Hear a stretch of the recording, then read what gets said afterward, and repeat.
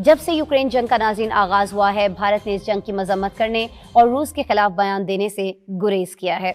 इस जंग के दौरान ही रूस के तिजारत, सस्ते तेल और दीगर नए मुआहदे भी हुए हैं भारत के साथ, जिससे मगरिब को तशवीश भी रही। अब जब भारत को इस इजलास की सदारत मिली तो हम देख रहे हैं कि इंडियन हुकाम ने सोचा कि इस साल G20 में गुर्बत के खात्मे और माहौलियाती मालियात जैसे मसाइल पर ही तवज्जो मरकूज रखें, लेकिन यूक्रेन की जंग ने इन उमूर को पसे पुश्त डाल दिया है और इसीलिए इस मामले पर इंडिया और मगरबी ममालिक में इख्तलाफ पाया जा रहा है। दूसरी जानिब भारत, जिसको इतने बड़े इजलास की मेज़बानी दी गई है, वो खुद मुसलसल जंगी जराइम करता आया है। क्यों? इसलिए कि अबरमा साल मई में होने वाली जो G20 कॉन्फ्रेंस है, वो भी भारत प्लान कर रहा है कि किसी तौर श्रीनगर में मुनक्कद करवाई जा सके। सियासी तज्जियाकार इस पर कहते हैं कि अगर G20 मुल्कों का इजलास मकबूजा कश्मीर में हुआ तो ये भारत की बड़ी सिफारती कामयाबी होगी, क्योंकि भारत दुनिया पर यह साबित करने की कोशिश करेगा कि मकबूजा कश्मीर अब भारत ही का हिस्सा है।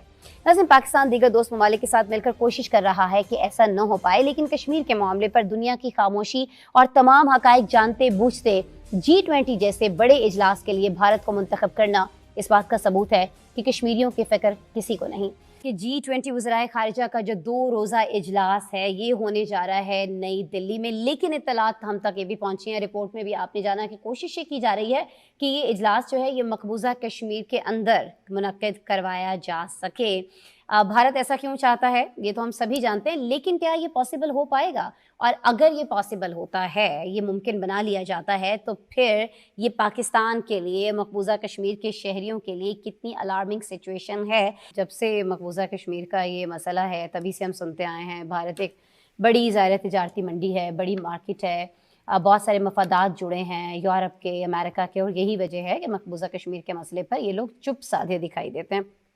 तो फिर क्या ये मसला इसी तरह से चलता रहेगा? क्योंकि ये मफादात तो जुड़े रहेंगे, लेकिन हम ये भी देख रहे हैं कि पाकिस्तान अपनी सी बहुत सारी एफर्ट्स करता हुआ हमें दिखाई देता है। 1925 के अंदर आरएसएस कायम की गई थी, 2025 के अंदर वो उसके 100 साल मुकम्मल हो जाएंगे, और तकरीबन 3 दहाइयों से आरएसएस के एजेंडे के ऊपर जो 3 नकात थे, उनमें से वो 2 अचीव कर चुके हैं। उनके अंदर पहला था कश्मीर से आर्टिकल 370 और उसकी खसूसी हैसियत का खात्मा, उसके बाद था दूसरा बाबरी मस्जिद की शहादत और उसकी जगह राम मंदिर का क़याम। तीसरा वो करने जा रहे हैं यूनिफॉर्म सिविल कोड का नफाज पूरे इंडिया के अंदर, और उनकी कोशिश है, उन्होंने गुजरात के अंदर, हरियाणा के अंदर, हिमाचल के अंदर इसके ऊपर और उत्तराखंड में इसके ऊपर कमेटीज़ बना दी हैं। यूसीसी यूनिफॉर्म सिविल कोड के तहत जो भारत में रहने वाले सारे मुसलमान, सिख, ईसाई जो भी हैं, उन्हें एक कोड को फॉलो करना पड़ेगा। अभी तक जिस तरह मुसलमान शरीयत को फॉलो करते हैं, वो सिस्टम खत्म हो जाएगा। उन्हें कानून को, भारतीय कानून को वो डिफाइन करेंगे कि आप विरासत कैसे दे सकते हैं, आप शादी किस तरह करेंगे, किस तरह की उसकी तकरीब होगी। 2025 तक उसका प्लान है मोदी हुकूमत का कि इसको नाफिज किया जाए। अभी G20 वज़राए खारिजा इजलास और उसके बाद मई में भारत जो है वो G20 इजलास जिसका हम जिक्र कर रहे हैं कि श्रीनगर में कराने की प्लानिंग कर रहा है।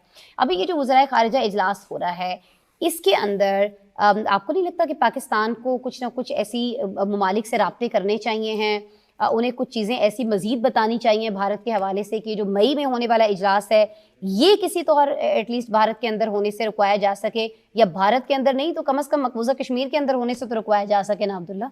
देखें, इस हवाले से एक तो जाहिर सी बात है मुअस्सस सफारतकारी किए जाने की ज़रूरत है, और पाकिस्तान हत्तल मकदूर इसमें अपना हिस्सा डाल भी रहा है। लेकिन दूसरी बात यह कि G20 के अरकान ममालिक को भी ये सोचने की ज़रूरत है कि अगर वो एटमी कुव्वतों, चीन, पाकिस्तान, इनके स्टांस के ख़िलाफ़ इनकी बात को नज़रअंदाज करते हुए श्रीनगर के अंदर अगर आप इजलास के अंदर शामिल होने के लिए जाएंगे तो आपकी अपनी क्रेडिबिलिटी कितनी बुरी तरह से मुतासिर होगी। आप एक इंटरनेशनली, जो इंटरनेशनल सतह पर तस्लीम शुदा तनाज़े के अंदर आप उसके अंदर एक साइड ले रहे हैं। आप अक़वाम मुत्तहिदा की करारदादों के खुद ही अगेंस्ट जा रहे हैं, जो इंसानी हकूक़ के नाम नहाद अलम बरदार ये सारे बड़े बड़े यूरोपीय ममालिक और दूसरे, उन्हें ये सोचना होगा। दूसरी बात, जिस तरह हम जितनी क़ुव्वतें अपनी सर्फ करते हैं यूरोपीय बरादरी को अपना मौक़िफ़ समझाने की, हमारे यहाँ ये तासर है कि शायद भारत कांग्रेस और बीजेपी का ही नाम है, इसके अलावा वहाँ पे कुछ नहीं है। साउथ इंडिया है, इस तरह के बहुत सारे इलाके हैं वहाँ पे जिन्हें मकबूजा कश्मीर की असल सूरत हाल का पता ही नहीं है। उन्हें इनफैक्ट ये भी पता नहीं है कि ये तनाज़ा है क्या। उनकी नज़र में ऐसा है कोई खिता है कि जो पाकिस्तान के ज़रिए कब्ज़ा है या इस तरह का कुछ है, और भारत वो उसे वापस हाँ जी। वापस मांग रहा है। अगर एक लॉबिंग के थ्रू, एक मौसर हिकमत अमली के थ्रू वहाँ के इतदाल पसंद हलकों को अप्रोच किया जाए, उन्हें कहा जाए कि ये सारी सूरत हाल है, वहाँ पर इंसानी हकूक़ की किस कदर खिलाफ वर्जियाँ बल्कि ठीक है, धज्जियाँ उड़ाई जा रही हैं। लॉबिंग की ज़रूरत है जी हमें, अपना केस जो है उसको मजबूत बनाने के लिए। और दुनिया समेत भारत के अंदर, जैसे आपने बड़ा अहम नुक्ता उठाया कि वहाँ बहुत सारी रियासतें ऐसी हैं जिनके लोगों को पता ही नहीं है कि असल मसला क्या है। वो यही समझते हैं जो भारत की जानिब से बताया जाता है कि ये जो भी मामला है ये तो शायद पाकिस्तान की जानिब से है, हमने तो कोई गासिबाना कब्जा जो है वो नहीं कर रखा। तो ये सिचुएशन उन लोगों पर भी क्लियर करने की बहुत ज़्यादा ज़रूरत है। अब मसला ये है कि ये इस समिट में एक तो वही हुआ कि कोई एलामिया नहीं आया सामने, और आना भी नहीं चाहिए था। अब उसकी कल तारीफ भी थी कि चले नहीं आया, लेकिन बातचीत तो हो रही है आपस में। लेकिन वो बातचीत का नाकाम हो जाना हर दफा वो एक नई अपनी तलखी लेकर आ जाता है कि फिर मिले। यानी आप देखें ना कि रशियन फॉरेन मिनिस्टर और एंथनी ब्लिंकन की 1 साल के बाद मुलाकात हुई और 10 मिनट तक गपशप लगी, लेकिन उसके बाद दोनों ने, उसके बाद जो उनका एक थिंक टैंक है ऑब्जर्वर फाउंडेशन गालिबन, तो उनका रईसाना डायलॉग में जो उसमें जो गुफ्तगू की फॉरेन मिनिस्टर लेवरॉव ने, तो उन्होंने उसमें खुल के उन्होंने यूक्रेन का केस पेश किया। और उनके जो बड़े यानी बड़े ज़बरदस्त उनसे इंटरव्यू जो कर रहे थे जो लेवरॉव से, तो उन्होंने 2-3 दफ़ा कहा कि तुम, आपको नहीं पता, मेरा ख्याल से तुम बगैर तहरीक के आए हो, तुम्हें पता ही नहीं है। सवाल जवाब के दौरान इस तरह की बात की। तो लेवरॉव जो है उन्होंने पूरा केस किया, और वो मतलब वो जो एक थिन लाइन, बैलेंसिंग लाइन है ना, इंडिया उसको रख तो पा रहा है, कई मुल्क रख पा रहे हैं उसको, कई मुल्कों ने रखा हुआ है अभी तक सिलसिला। उन्होंने कहा कि जी ये लेवरॉव की जो गुफ्तगू थी, फॉरेन मिनिस्टर लेवरॉव की, उन्होंने कहा जी हम तो, जब उनसे ये सवाल हुआ, एक वहाँ पे जो रशियन फेलो करके उस थिंक टैंक से गालिबन वाबस्ता, तो उन यंग जो थे उन्होंने सवाल किया कि जी आप ये बताएं कि चाइना और इंडिया के ताल्लुकात के दरमियान जो कशीदगी है उस पर रशिया का रोल क्या है। तो उन्होंने कहा कि वो मेरे जो मुझसे पहले जो फॉरेन मिनिस्टर थे उन्होंने ये रिक फॉर्म किया था, रशिया इंडिया चाइना फोरम, और जो कि बाद में ब्रिक्स बन गया। और ये हम दोनों मुल्कों से जो है वो अलग अलग मामला देखते हैं और चाहते हैं तरक्की खत्म। लेकिन उसके बाद ये उन्होंने रगेगा खूब वेस्ट को भी और अमेरिका को भी।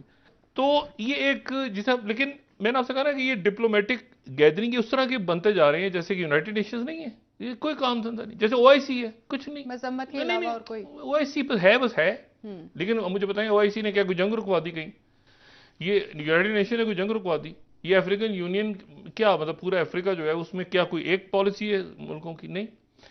इसी तरह से ये क्वाड जो है या ये बाकी फोरम्स हैं, ये अपनी बस एक पोजीशनिंग इनकी है, लेकिन वो मतलब मजा नहीं है, अननेचुरल